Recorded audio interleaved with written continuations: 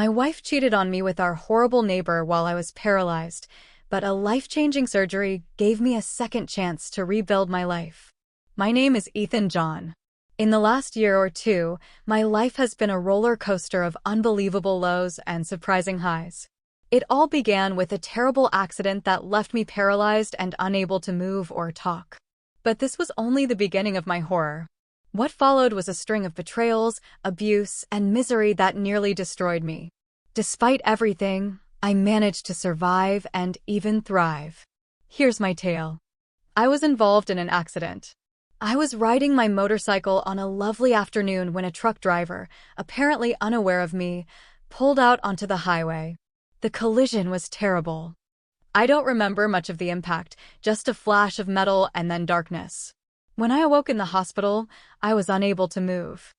I could not talk. I could scarcely blink. The doctors said I was lucky to be alive. Lucky, that word struck me as a cruel joke at the moment. I was immobilized from the neck down, unable to do more than breathe and blink. I couldn't swallow without trouble. Going to the bathroom? Don't get me started on the humiliation.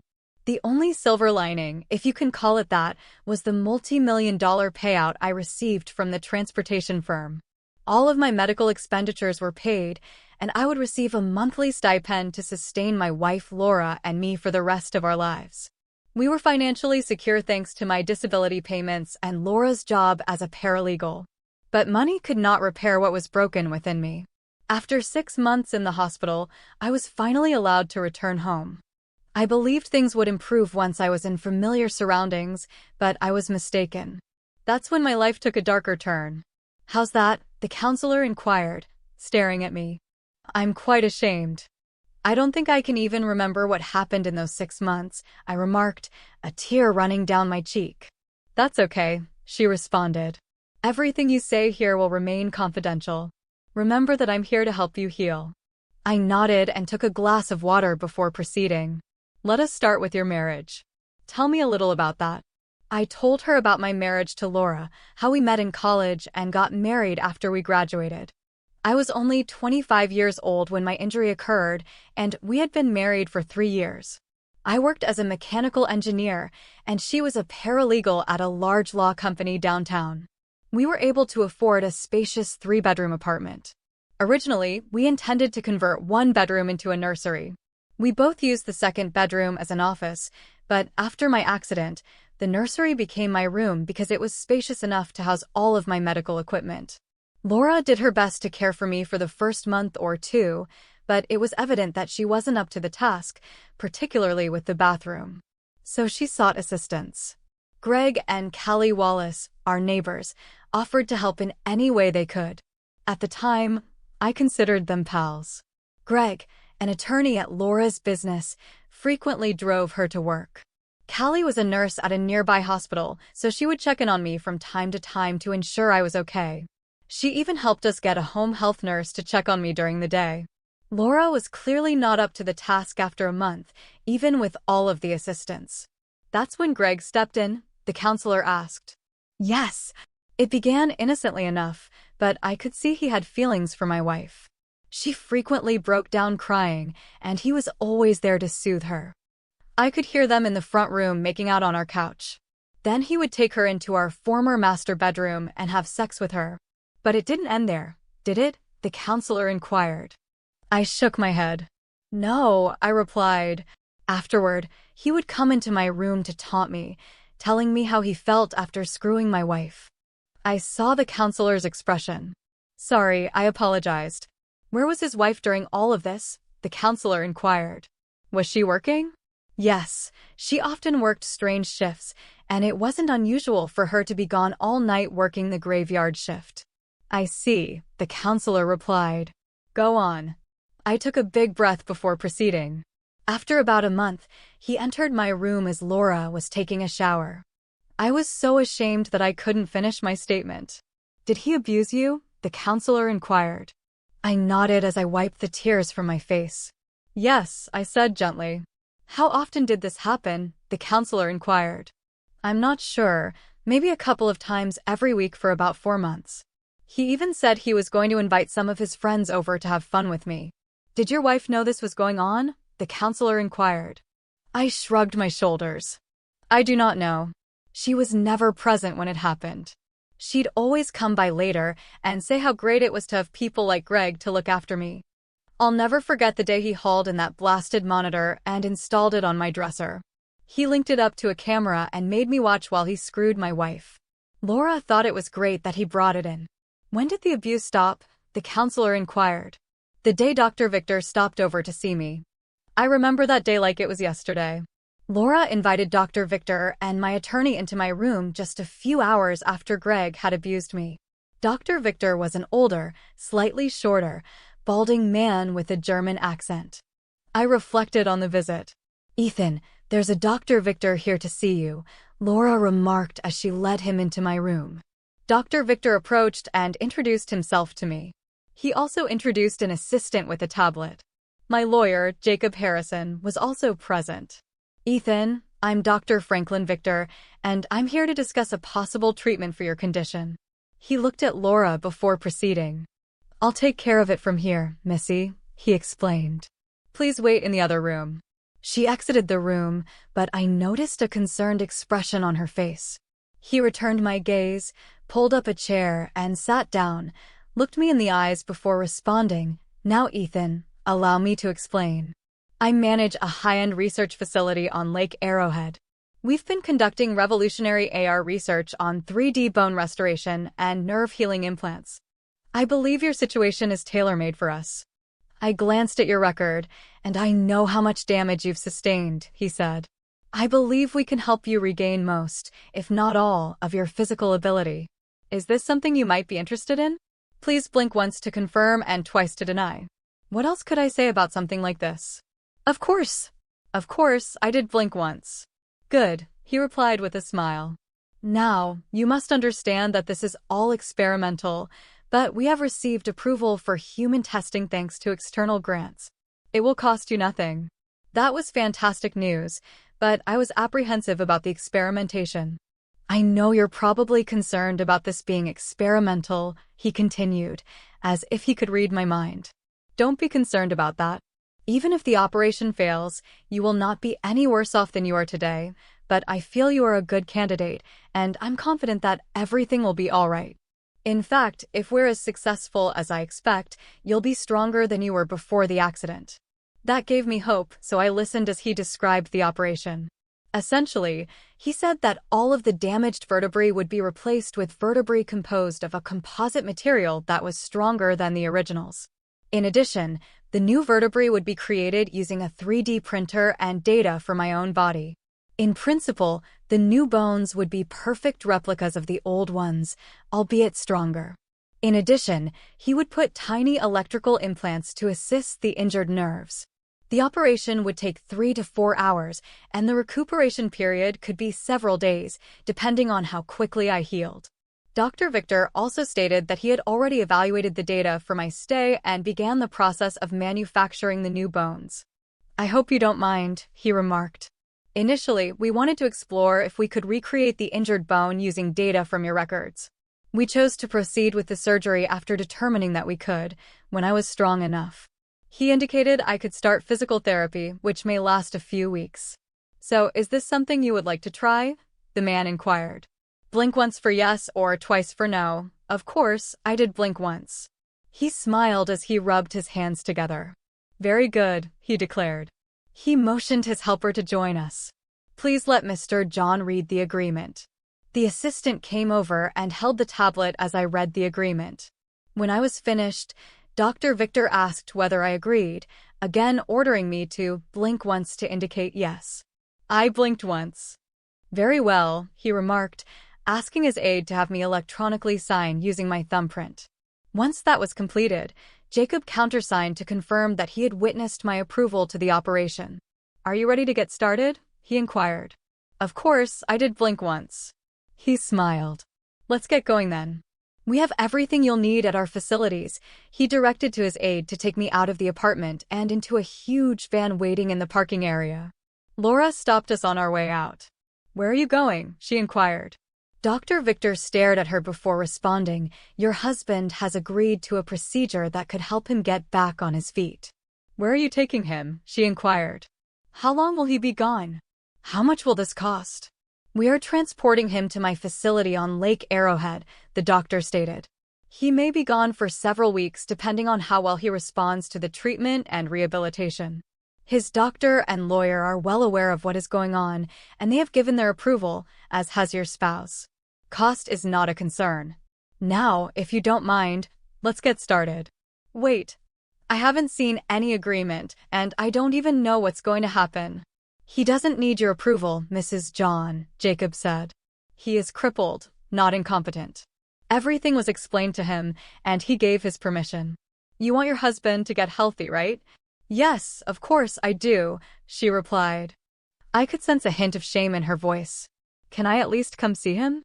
Perhaps after the procedure, when he's up to having visitors, you can come, the doctor suggested. Otherwise, you should probably stay right here for now. We will be in touch. Perhaps now is a good moment to say farewell and wish your husband well. Laura moved in front of me and kissed me on the lips. Get well, honey. Let me know when I can come to see you, okay? Of course, I couldn't say anything, but I felt hot inside. Dr. Victor and his aide rolled me out to the van. Once I was inside, the helper took the wheel and we were on our way. I could see Laura standing in the parking lot watching us depart. I had no idea what she was thinking, but I felt like I'd just been freed from a hostage situation. A few hours later, we arrived at the facility, and I was led into a very lovely room where many nurses began prepping me for the treatment. I hope you don't mind, Ethan, but I thought it best to get started right away, Victor, your doctor, remarked. He turned to face the nurses. Once you have him prepared, please bring him to the operating room. Yes, Dr. Victor, one of the nurses replied. Okay, Ethan, I will leave you in the capable hands of your nurses, and I'll see you in the OR, he said before leaving. Soon, they had me undressed, bathed, and dressed in a robe that revealed my back. They put me on a stretcher and transported me to the operating room where 3 extremely large orderlies carefully scooped me up and laid me face down on the table. The anesthesiologist performed his duties, and the last thing I heard before leaving was Dr. Victor saying, "Oh my." I had no idea what he was referring to. I awoke still face down, but this time I was in some sort of device that kept me immobilized.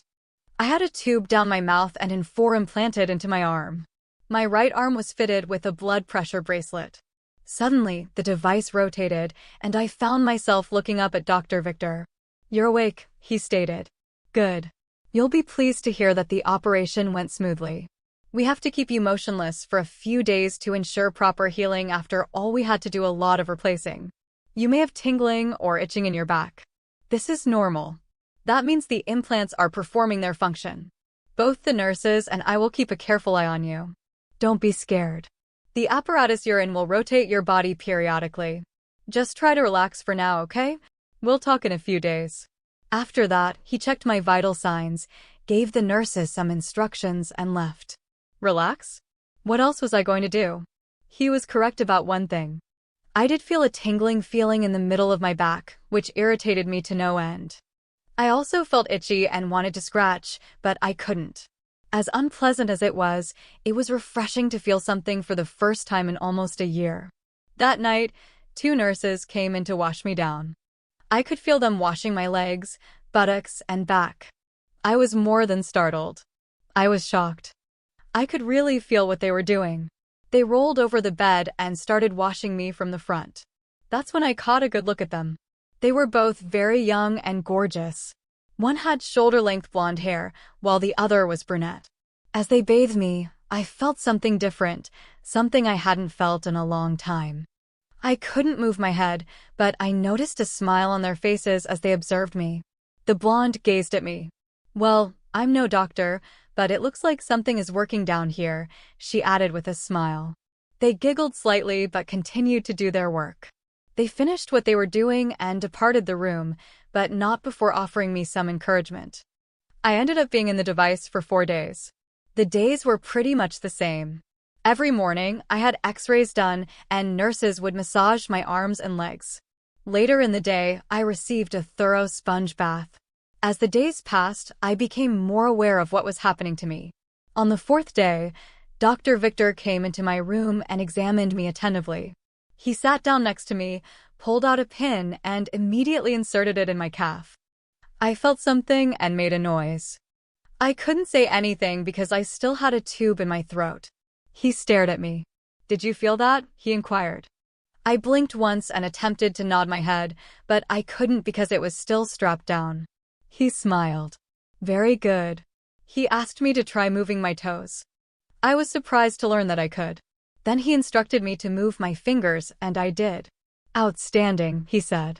He checked my x-rays thoroughly and summoned some nurses. "I think it's time we got Mr. John out of this contraption." They took the tube out of my throat, removed my catheter, reconnected all of the tubes, and released me from the device. Then they carried me to a gurney and took me to my room where they put me in a bed. Dr. Victor spoke with the nurses before sitting down next to me. "I can't tell you how pleased I am with your results," he told me. "We will need to start your physical therapy right away, and we will begin with some exercises you may do in your bed. I don't want to put too much pressure on your back right now." He inserted a cup with a straw into my mouth. "Take a drink." I did, and it felt great going down my throat. "Try to say something," he advised. When I finished swallowing, "Wow," I muttered. He laughed and nodded his head. "That will do," he said. "How do you feel?"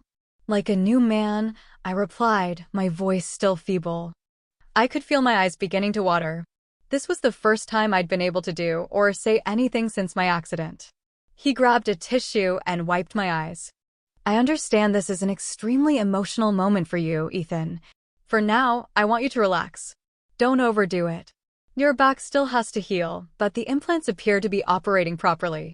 I'm concerned that you've lost some muscle mass since the accident, so I'll set you up with a diet and exercise plan to assist you regain muscle function.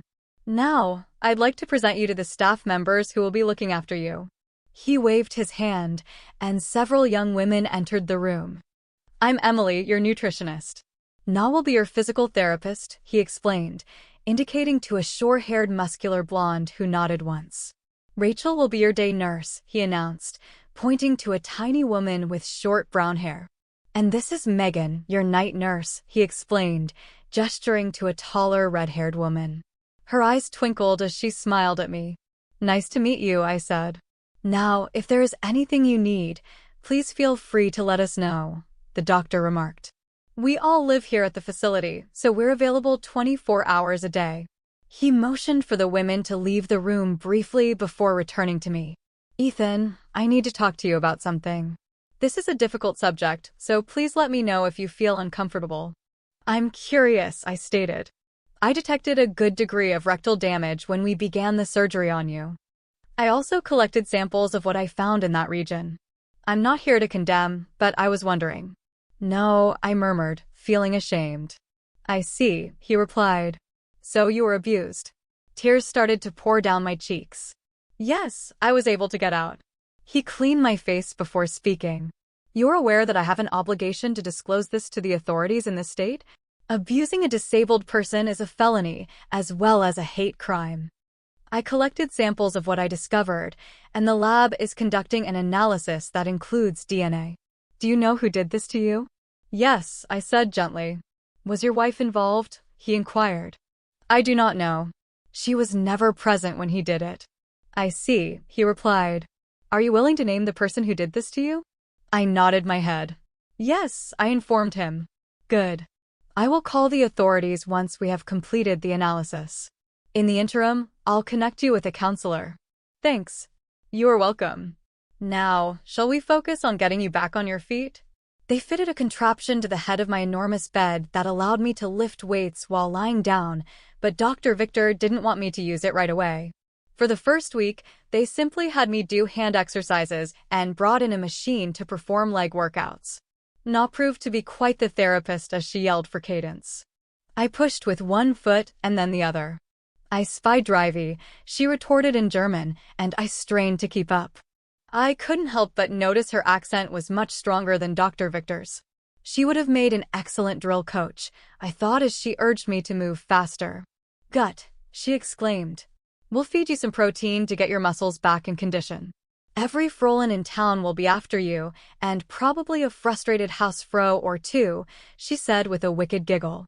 This gets us to the present.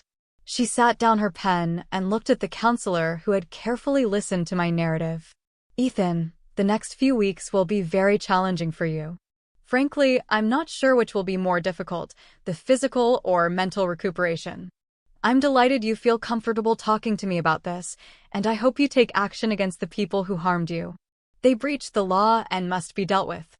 I want you to know that I'm here for you, and you may contact me at any time, okay? Okay, thanks. With that, the session was over, and I was taken back to my room. A few of the days later, Dr. Victor entered my room leading a couple of men in dark suits. I realized Jacob was with them. After chasing the nurses out of my room, the doctor sat down beside me. Ethan, these men are here to talk about your circumstances at home.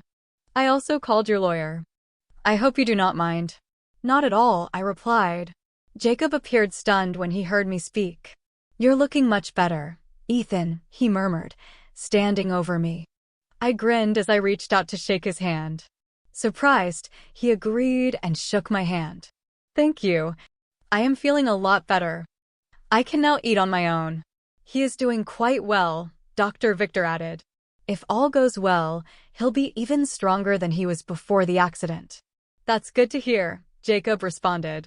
Ethan, this is Agent Cole and Agent Davis from the state police. They've come to take your statement. Are you ready to speak with them? Absolutely.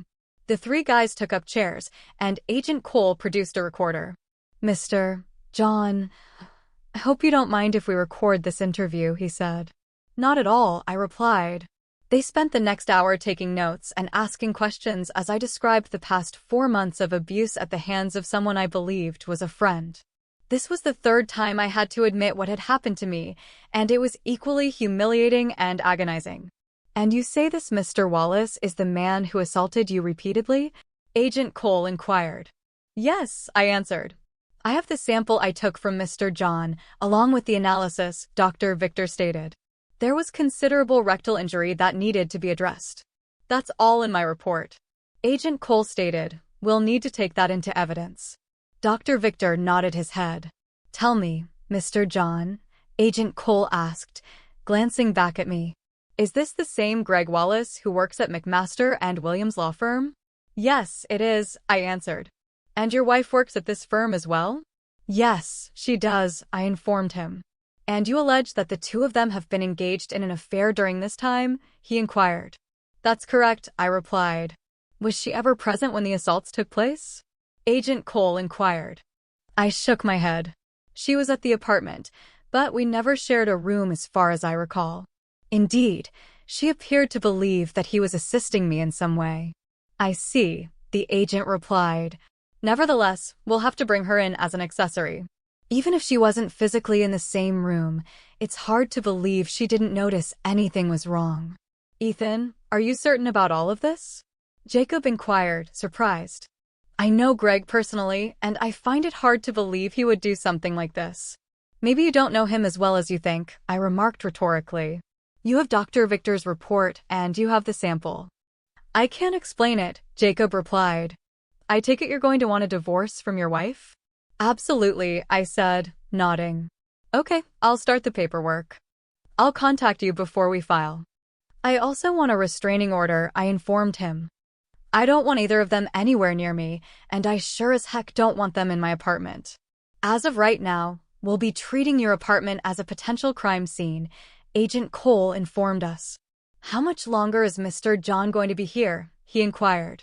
Hard to say, the doctor replied. At least 5 more weeks, possibly longer. It depends on how well he reacts to the treatment and therapy. Very well, Cole replied. At least he'll be safe for a while longer. He turned to face his buddy. Get a search warrant for the John apartment and arrest warrants for Mrs. John and Mr. Wallace. The other agent nodded and left the room. Cole turned around to face me. Just so you know, Mr. John, Cole explained, we're going to charge your wife as an accessory if it comes down to it. Are you willing to testify against her in court? Yes, I said. Okay, he replied quietly. Davis had returned and gave a thumbs up. The warrant will be ready when we get back to the office. Cole nodded and packed his gear, including the sample he received from Dr. Victor. "We'll be in touch, Mr. John," he added. "I hope everything works out for you." "Thank you," I replied. After they went, Jacob approached me. "Ethan, you are making serious charges. Greg might lose everything, his job, his license, and possibly even his wife. Are you very convinced about this?" "I'm 100% confident, Jacob. I honestly do not care if he loses everything. In fact, given what he has done, he deserves to lose everything. I hope you are on my side in this. Tell me right now if you aren't, and I'll get another lawyer." "I am on your side, Ethan. It's only, I don't know, it's difficult for me to believe. I met his wife and ate in their home. I've never seen anything to indicate he'd do something so dumb." "Well, he did," I explained. "Can I sue him as well?" "I don't see any reason why not," Jacob responded. "We reside in one of the few states where alienation of affection cases are permitted, so I will investigate that as well. However, you should be aware that they rarely travel far. I genuinely apologize for this, Ethan. I had no idea. It is not your fault. I had no means to let anyone know." We exchanged goodbyes, and he went. I felt slightly better knowing that something was going to be done. The next few weeks passed fast. Na had me standing up in no time. At first, she made me walk on a treadmill, then she made me work with weights. Emily put me on a high-protein and fiber diet, and I started to observe my muscle mass returning to normal. Meanwhile, the authorities were preparing a case against Greg and Laura. Jacob believed it was prudent to keep the divorce papers until she was arrested. Agent Cole and Davis returned several times with state prosecutors seeking more comprehensive information from me about the assaults. They informed me that the analysis confirmed that Dr. Victor had retrieved Greg's DNA from me. Jacob also hired a private investigator to acquire evidence of their adultery. It wasn't tough because the two of them were very open about their romance.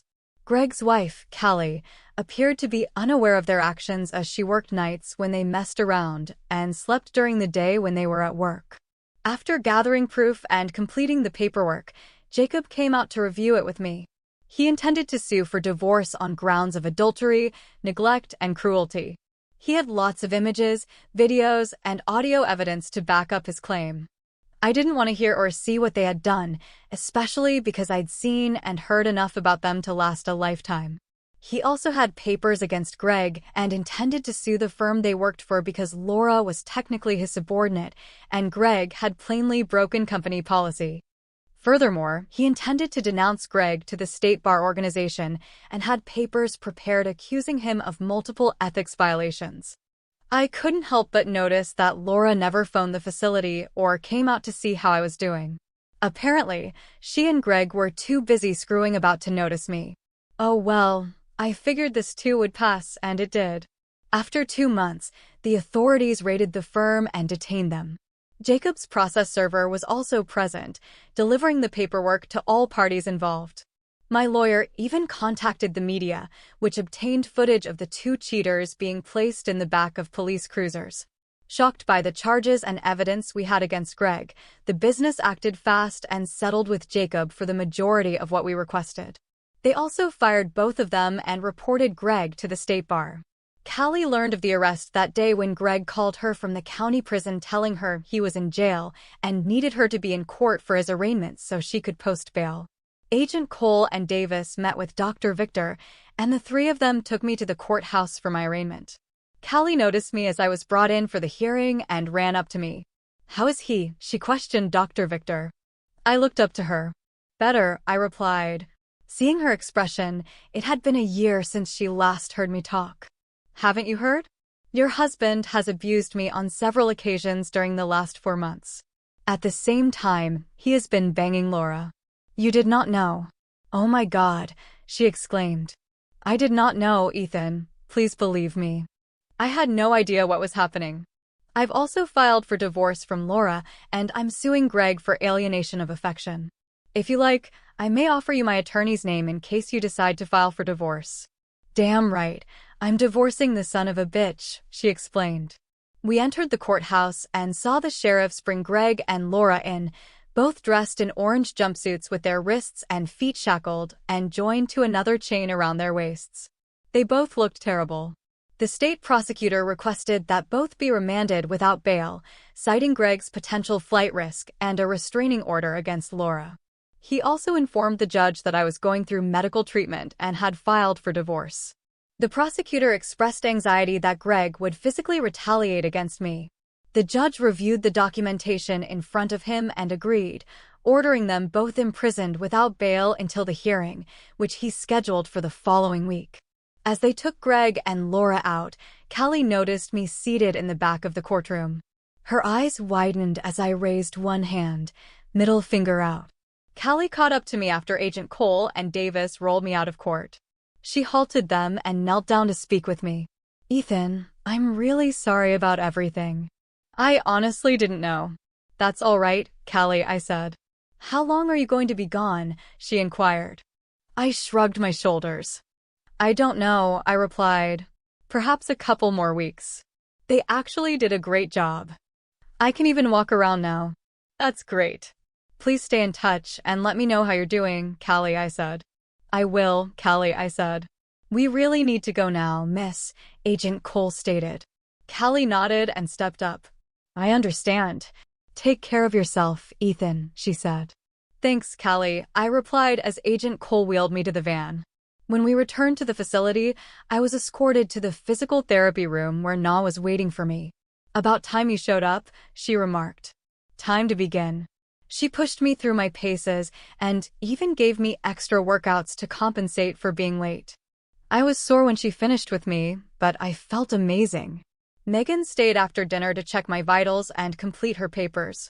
When she was finished, she approached the bed, made sure I was comfortable, sat down, and looked at me for a few moments. Something appeared to be bothering her. "Is everything okay?" I remarked. "You seem to be thinking about something." "I was just wondering about something," she explained. "What do you find me attractive?" she inquired. "Absolutely. I think you're a wonderful girl and an excellent nurse." "Why?" "It's just you haven't made a pass at me the entire time you've been here. I was wondering if I had done anything to anger you, or if you didn't think me attractive." I smiled at her before replying, "I'm actually very attracted to you, Megan. I told you it's simply that, for one thing, I'm still married, and secondly, I'm relearning how to move around. I haven't been able to speak for a year. Besides, how about your other patients?" "You're my only patient," she explained quietly. "Dr. Victor is very particular about who he assigns to the night shift." "I see. So in addition to being a medical genius and a miracle worker, Dr. Victor is also a matchmaker." She laughed at that. "It has happened before," she added. "Well, Megan, I tend to have a soft spot for shy, attractive redheads, and I'm getting divorced, so there's that." She grinned broadly, and her eyes twinkled. "Would it be okay if I kissed you goodnight?" she inquired. "Definitely," I said. She leaned in and softly kissed me. After a second, the delicate kiss evolved into something more sensual with our tongues battling in one another's lips. When she broke the kiss, I felt something. "I am here for you all night, every night. If you ever need anything, call me, okay? I know you're not ready to make love, but I'd love to just spend time with you," Megan murmured quietly. "I will, I promise," I replied. She smiled and softly exited the room. I fell asleep thinking about what she said with images of red-headed angels dancing through my mind all night. The next several days sped by with Na working me even harder. I discovered that I could walk many miles on the treadmill, and my muscles had improved to the point where I could bench press more weight than ever before. The daily x-rays revealed that my replacement vertebrae were performing even better than Dr. Victor had projected, with the implants repairing nearly all of the damaged nerves. Megan kept me company most evenings by lying on the bed with me and watching television or simply talking. We would frequently share a bowl of popcorn while watching a movie and snuggle up together, the bowl on our lap. We always finished the evening with a good night kiss. I began to feel like a high school boy on a date with the most attractive girl in school. On top of that, I was falling hard for her. By the time Agent Cole and Davis arrived to pick me up for the main portion of Laura and Greg's trial, I no longer required the wheelchair, but Dr. Victor insisted that I use it nevertheless to ensure that I did not injure myself. He accompanied me as well, not only as a witness to my injuries, but also to ensure that I returned home safely. I sat in my chair directly behind the prosecutor with Dr. Victor beside me. Laura and Greg entered the room and sat down next to their defense counsel. They looked over at me before whispering to their attorney. Callie sat behind them, but she didn't seem happy. The jury, which had been chosen the day before, was seated, and the judge entered with the bailiff issuing the order for everyone to stand. Using the rail in front of me for support, I rose up and noted Greg and Laura's shocked expressions. When the judge entered, he gave the order to sit, and we all sat down. Dr. Victor calmly inquired if I was all right, and I nodded yes. The judge began the hearings by reading the lengthy list of allegations, noting that Greg and Laura had both pleaded not guilty. After both sides had finished their opening comments, the court went to the prosecution attorney, who called me as his first witness. Dr. Victor walked beside me to ensure I didn't collapse and then returned to his seat. Greg and Laura exchanged stunned looks as I sat in the witness chair. They were even more surprised when I talked. After the bailiff had sworn me in to tell the truth, the prosecutor got up and walked up to me. He started by complimenting me on my improvement, then asked questions about my accident and the year I spent as a quadriplegic. I realized what he was doing by asking these questions. He was informing the jury about my physical state before I was treated at Dr. Victor's facility.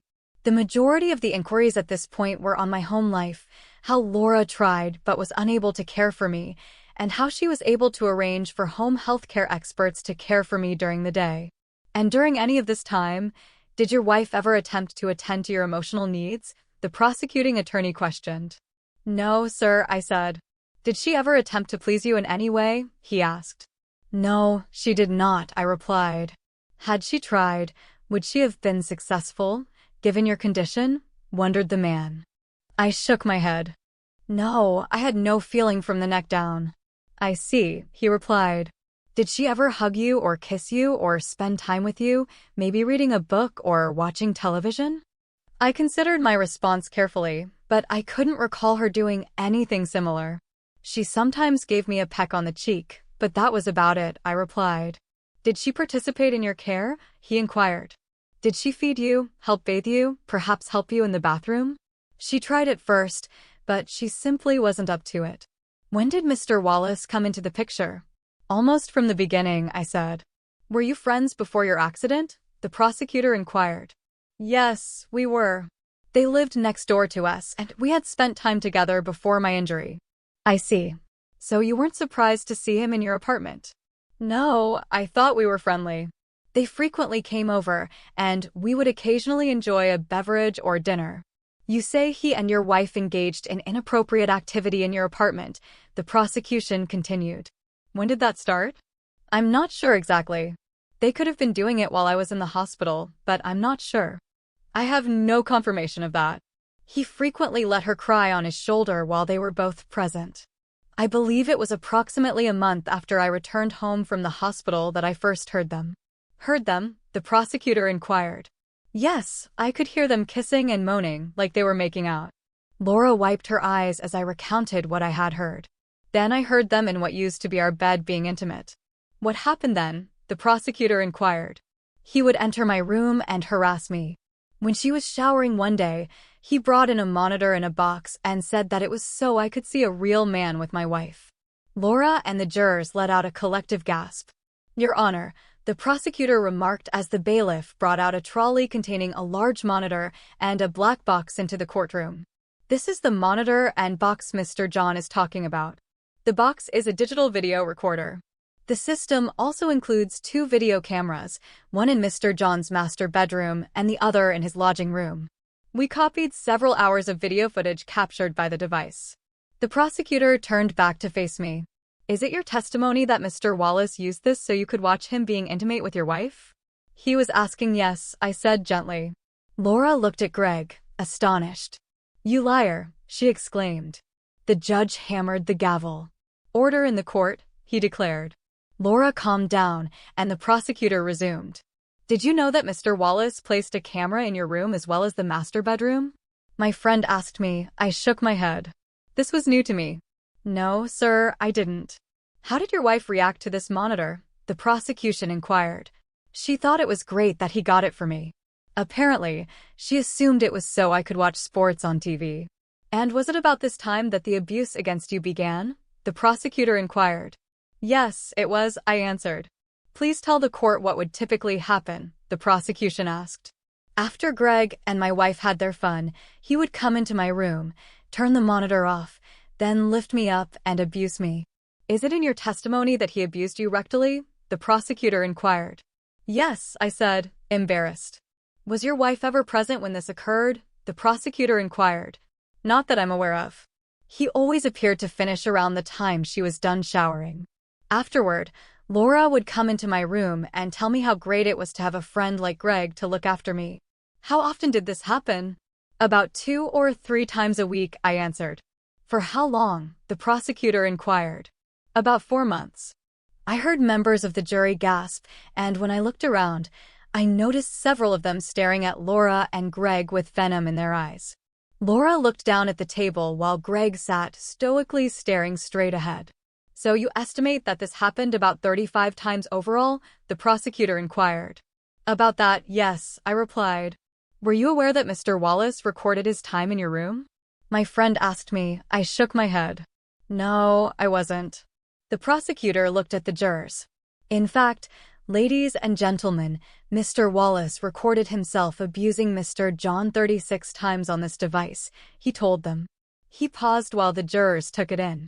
With friends like that, who needs enemies? The prosecutor remarked rhetorically. The defense attorney objected, and the judge upheld his objection. That's all I have for this witness at this time, the prosecution stated. But I reserve the right to recall Mr. John to the stand. Very well, the judge replied. Your witness, Mr. Bradley, he informed the defense attorney. Brad Bradley remained at his table looking up at me before speaking. Mr. John, I am sorry to hear of your injuries, and I do hope you get better. Thank you, I replied. Just one thing, he added. At any time, did you ever indicate to Mr. Wallace that you did not approve of his alleged actions? I was unable to. I was totally crippled at the time, and I couldn't even speak, so the answer is no then, he asked. That's because I couldn't, I explained, growing agitated. You also failed to alert anyone about what transpired, including your wife, isn't that correct? He questioned. Now I was upset. That's because I was completely disabled and couldn't. I roared and slammed my fist on the thick wood rail in front of me. For a moment, no one said or did anything. When I drew my hand away, I noticed that I had cracked the rail. I didn't realize I'd hit it so hard. I looked at the judge before speaking. I apologize, Your Honor. I lost my temper. Don't do it again, he told me. I nodded my head. That's all I have for this witness, Bradley added. The judge told me I may leave the stand, and Dr. Victor came to accompany me back to my seat. The prosecutor then summoned Dr. Victor to the stand. He informed the court of my injuries and the extent of my incapacity. He also said that he discovered severe damage, collected samples for evidence and testing, and then did everything he could to repair the harm. He also discussed the procedure he had conducted in my progress since then. And in your professional opinion, the only way for this damage to have been done is for Mr. John to have been abused. Is that right? The prosecutor inquired. Correct, Dr. Victor said. That would also explain the presence of evidence. Thank you, the prosecutor responded. He turned to face the jurors. Ladies and gentlemen, the state tested the sample further. Tests and DNA analysis have proven with 99.99% certainty that it belongs to the defendant Greg Wallace. He turned to face the judge. That is all I have for this witness, Your Honor. Your witness, Mr. Bradley, the court stated. Thank you, Dr. Victor. You run the Arrowhead Institute of Advanced Medical Research, correct?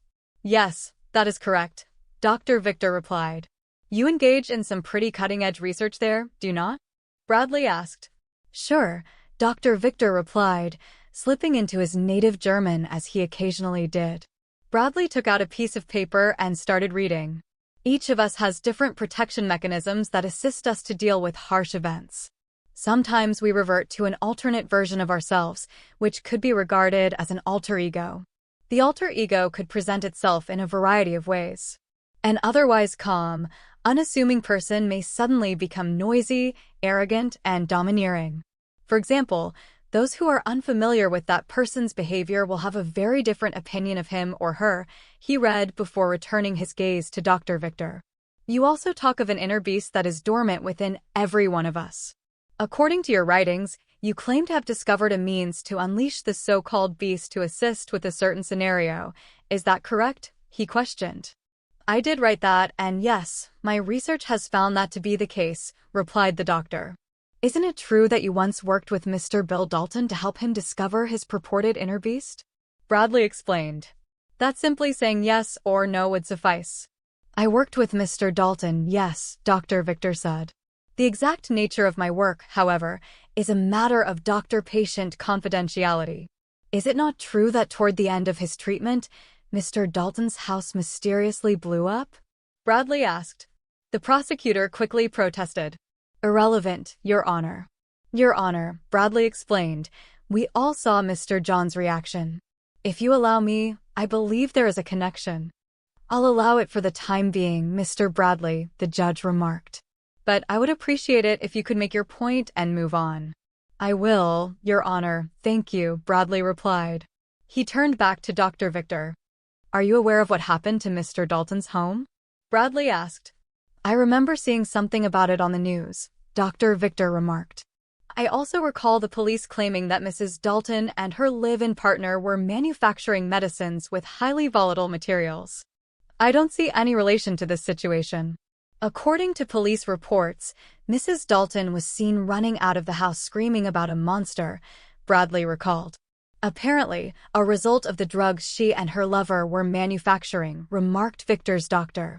Your Honor, this is absolutely irrelevant to the case before the court today, as Mr. Bradley is fully aware. I insist that this line of questioning be stopped, the prosecutor stated. I tend to agree, Mr. Bradley. I've been more than fair. Please move on. Very well, Your Honor. I have no further questions for this witness, Bradley stated. The judge dismissed Dr. Victor, and the case continued. The prosecutor summoned state agents who searched my residence.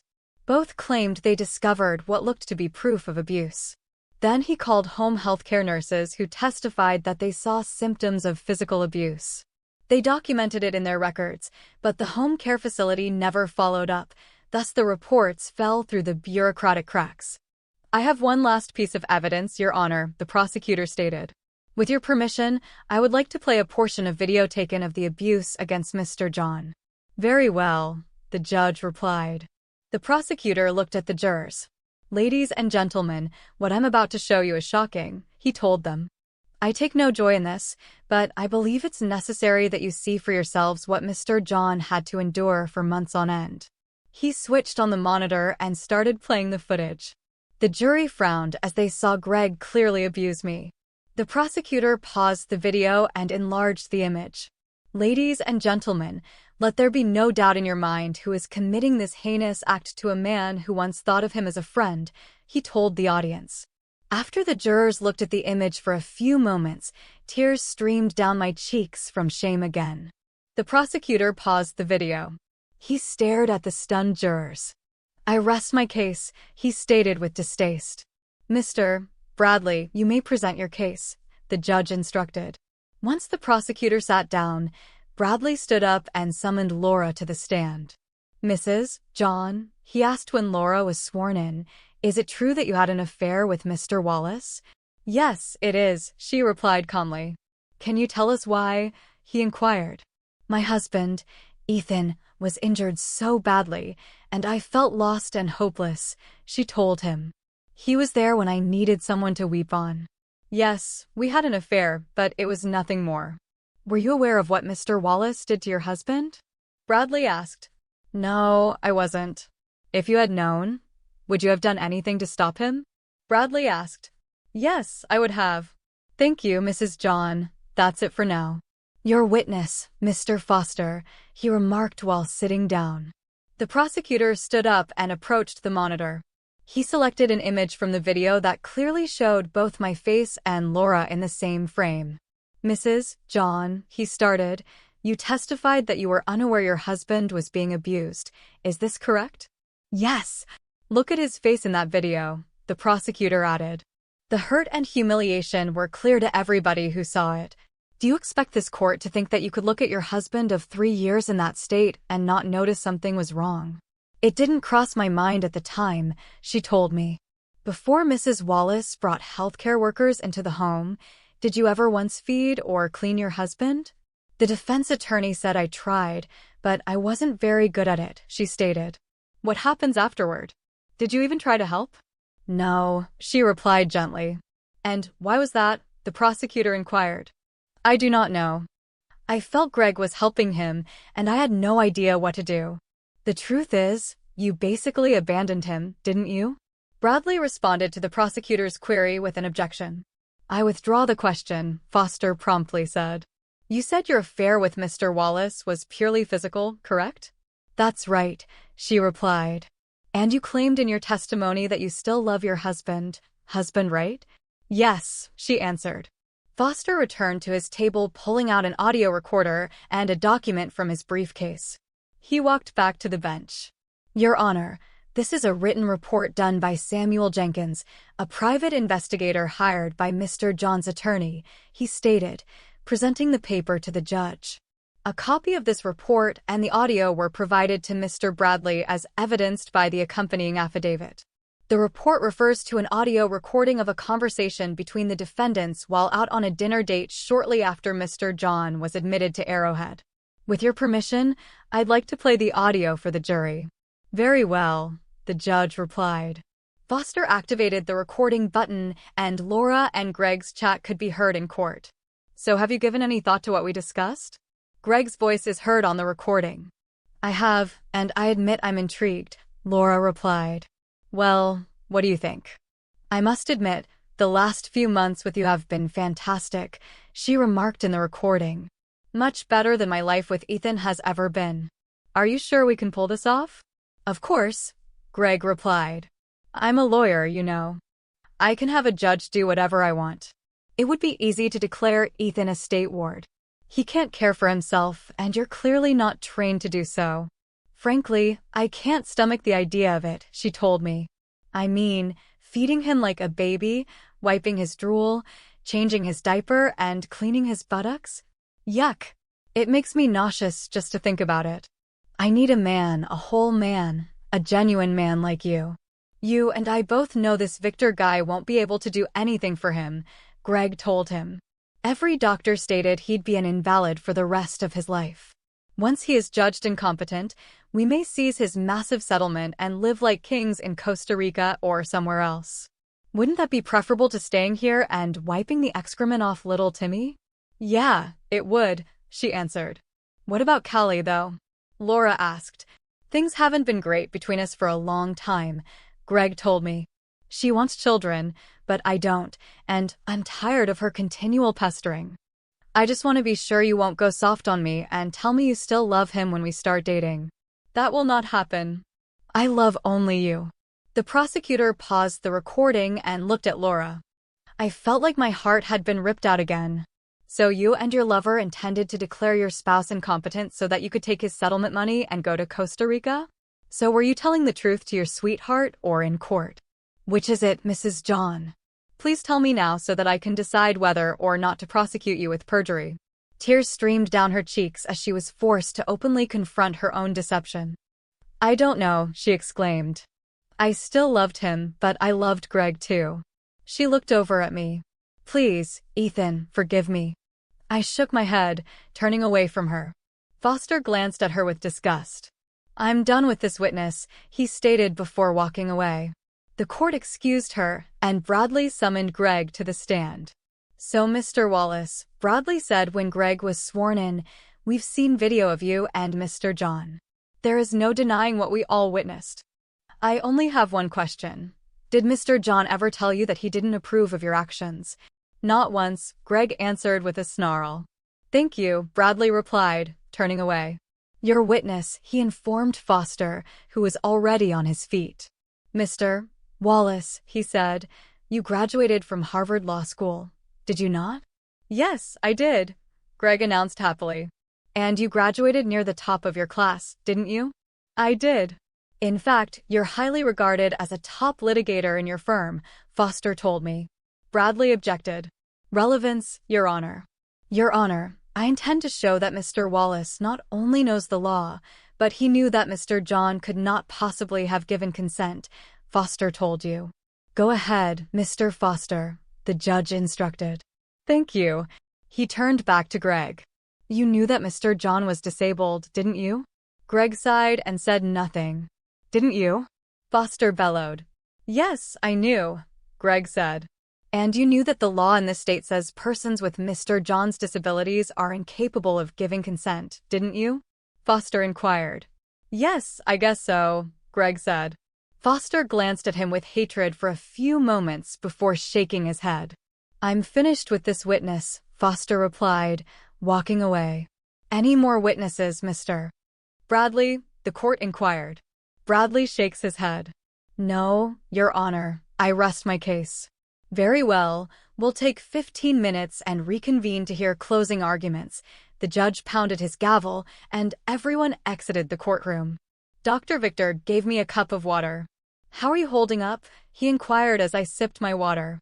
I'll be okay, I assured him. He patted my shoulder. Good. Foster looked to check how I was doing. I'm sorry you had to relive all of that, he said. I believe we have made an impression on the jurors. We will see. This is nearly over, Ethan. Remain patient. Thanks, I replied. Soon, the break was finished, and everyone returned to the courtroom. Greg, Laura, and Mr. Bradley appeared less assured than they had earlier in the day. Callie looked angry enough to spit nails. This was the first time she'd heard much about it. When the judge returned, the bailiff directed everyone to stand. All right, Mr. Bradley, present your closing statement, the court said. Bradley stood forward to face the jury. Ladies and gentlemen of the jury, this is a difficult case for all of us, and contrary to popular belief, we hope Mr. John recovers. We have stipulated that the alleged abuse occurred with Mr. John. We're not debating that point, but this is a case about consent or lack thereof. Mr. John confessed under oath that he never told my client that he did not provide approval. Mrs. John was unaware that anything was amiss, and she had no idea the alleged abuse had occurred. As a result, you are forced to conclude that my clients are not guilty. Thank you. He took a seat. The judge moved for Foster to make his final statements. On his way, Foster turned on the monitor which displayed the image of Greg abusing me. Ladies and gentlemen of the jury, thank you for your participation today. I realize this has been really difficult for all of you. The defense has attempted to avoid the issue by stating that Mr. John never stated that he did not consent to what was being done to him. There's only one problem. Mr. John is crippled. He could not speak or defend himself. According to the law in the state, people with disabilities like his are unable to give or deny consent. Mr. Bradley is aware of this, as is the defendant Greg Wallace, who is a Harvard Law School graduate. They have admitted to the activities against Mr. John. You've seen the video and heard the audio. You know the defendants plan to fraudulently declare Mr. John incapable in order to grab what was rightfully his and depart the country. Wallace took Mr. John's wife with the intention of taking Mr. John's money while leaving his own wife high and dry. You have heard the defendant's plan and scheme against Mr. John. The defense has not raised any doubts about what happened.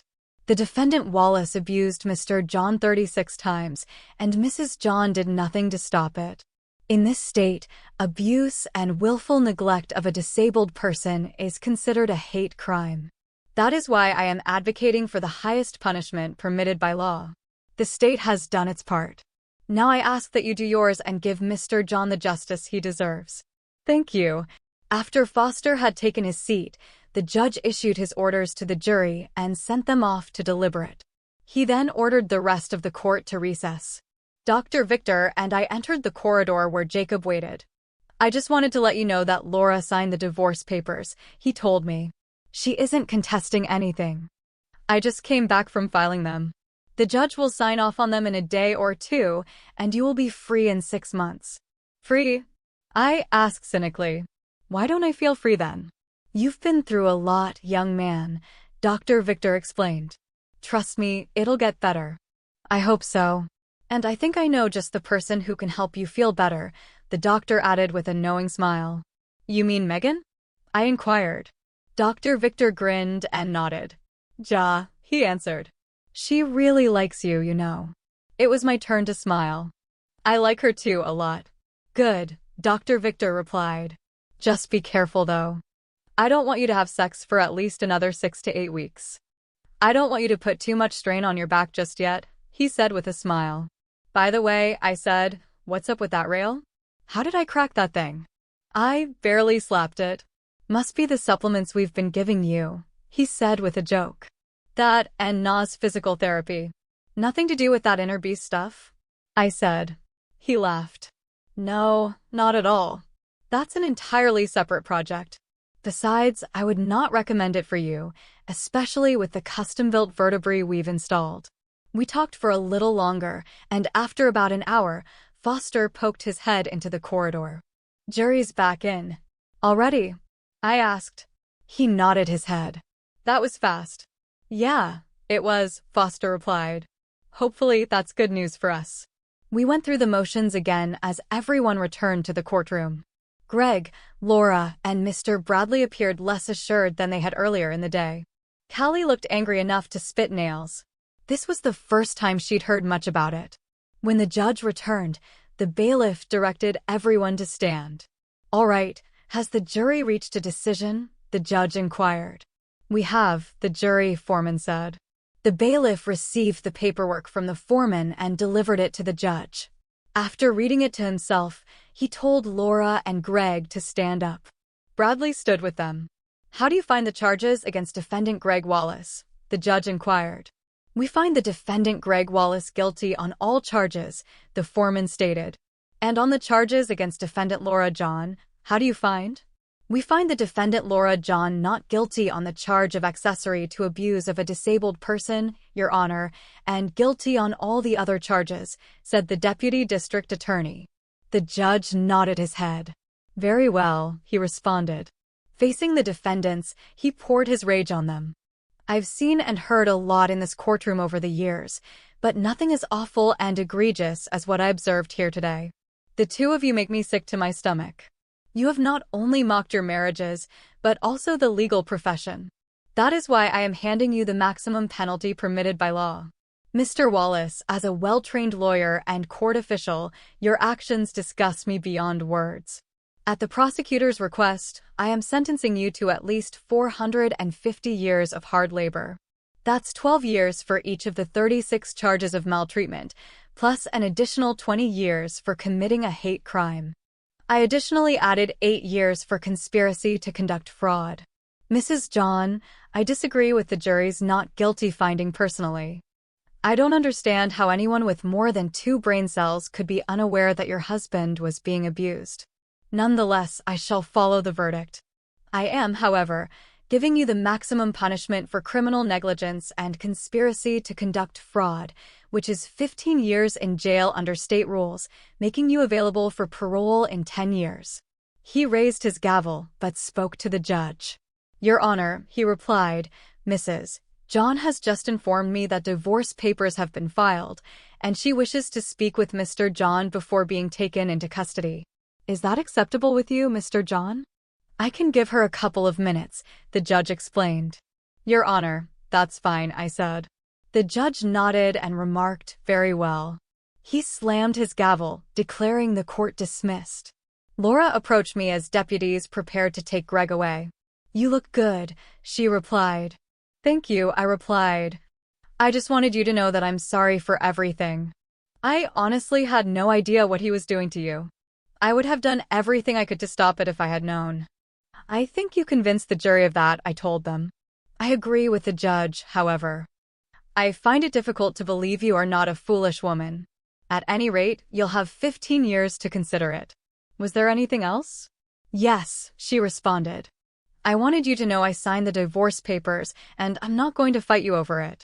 That's what I heard, I informed her. Don't you want to know why it happened? She inquired. I shook my head. I really don't care, I told her. I'm sure it was all for greed and lust. You cheated me, plain and simple. The why really doesn't matter anymore. Do you think you could ever forgive me? She asked. Why is it all you cheating losers think you can come crawling and begging for forgiveness? I asked. You certainly didn't care about me when I needed you the most. To answer your question, no, I do not intend to ever forgive you. Instead, I'll do my best to forget you exist. Was there anything else? I know you won't believe me, but I do love you, she replied. I just wanted to tell you that before they take me to jail. You're correct, I don't believe you, but thank you for saying so. I suppose you should get moving. Those deputies don't seem happy over there. Okay, goodbye, Ethan, she replied. She walked away with tears in her eyes. At that moment, I had absolutely no feelings for her. As I stood up, Callie approached me. How are you doing, Ethan? You look better now than you have in a long time. Thanks, Callie. I'm doing a lot better now, thanks to Dr. Victor. I just wanted to apologize for what my loser, soon-to-be ex-husband did to you. I appreciate that, I told her. Did you get in touch with Jacob? Yes, I did. Greg's father insisted on a prenuptial agreement when we married, and it includes a very strict infidelity clause, so Jacob will have a field day with it. I'm glad to hear it, I said. If there's anything I can do to help, let me know. Thanks. I might need to borrow several copies of those videos from you. No problem, I responded. Whatever you need. I'll be gone a little longer, but I'm sure Jacob can make do with what he already has. One last thing, she added. I still have the key you gave me right after the accident. I'll clean up your apartment and remove Laura's belongings if you like. That would be a big help, Callie, thanks. Not a problem. Good luck, and I'll see you soon, she said, kissing me on the cheek. We watched as she departed. I couldn't believe Greg was so dumb to cheat on such a nice woman. Are you finished flirting with all the women? Dr. Victor inquired. I'd like to get back to work if you don't mind. Works for me, I replied. But how are we going to get back? No problem, we'll take care of that for you, Agent Cole stated from behind. After all, we're the ones who brought you here at Dr. Victor's insistence. I sat down in the wheelchair, and Cole drove me out to the car where we all climbed in. Actually, I was relieved to have the wheelchair. I'd been up and down much of the day and was feeling fatigued and achy. We returned to the facility, and Dr. Victor wheeled me into my room where Megan waited for me. After supper, she helped me get ready for bed before going into the bathroom to change into her sleepwear, which was actually a long t-shirt. How are you feeling? She inquired as she slid into bed with me. Wiped out. It's been a long day, I explained. She kissed me and rested her head against my shoulder. Yes, it has, she replied. I realize it has been difficult, but it had to be done. Now you can start putting all of that behind you, and I'll be here to assist you in any way I can. Before I spoke, I took a long look at her face. I said, I love you, Megan, without thinking. She smiled softly and kissed my lips. And I love you, Ethan, she added. She rested her head on my shoulder and draped an arm across my chest. I felt happier than I had been in a long time. We soon fell asleep together. They exhausted me over the next 5 weeks. Nah, in drill instructor mode, encouraged me to go farther and quicker with each session. On top of that, I was seeing the counselor twice a week to help me overcome the trauma I had experienced the previous year. Every day, they took x-rays to determine the condition of my spine. Megan stayed every night in my bed, and we grew to know each other rather well. Finally, Dr. Victor said that had recovered sufficiently to be sent home. By then, my body was in better shape than it had ever been, but doctor told me to avoid strenuous exertion for another 3 weeks. He also scheduled me to come in twice a month for the following year so they could check my back. I was eager to get home, but I also knew I'd miss Megan. On the day I was supposed to leave, I wrote her a note in which I expressed my feelings for her. I also offered her to come visit me whenever she wanted. I finished the note as Dr. Victor entered my room in a wheelchair. I stared at him, puzzled. After all, I could already walk on my own. He shrugged his shoulders. Regulations, he stated. I understand. As I sat in the wheelchair, I wished I'd never have to use one again. He pushed me to the pickup location outside, and I glanced about while waiting for the Arrowhead van. Instead, I noticed a dark blue Toyota RAV4 pulling up. The driver's side door opened, revealing Megan, my red-headed angel of compassion. She came around to open the passenger door for me. Surprised, I stared at Dr. Victor. "Megan has a new assignment," he announced with a smile. "She'll be your live-in caretaker. That is, unless you have any objections." "Absolutely not," I answered, smiling. I shook his hand. "Thank you, Dr. Victor, for everything." "You're welcome," he replied with a smile. "I'll see you in a couple of weeks." He stared at Megan. "Please take care of our boy, okay?" "I will," she replied with a smile. After assisting me inside, she got into the automobile. I noticed numerous luggage had been stuffed into the back of the car. "So how long are you going to be assigned to me?" I asked. "It depends on how long you need me." "How long do you think that will be?" "Conservative estimate, I would say at least 60 years, I responded. "Is that okay with you?" "Darn straight it is," I replied. She kissed me on the lips before pulling away and heading home. When we went home, I marked the calendar with the day Dr. Victor indicated I could resume normal activities.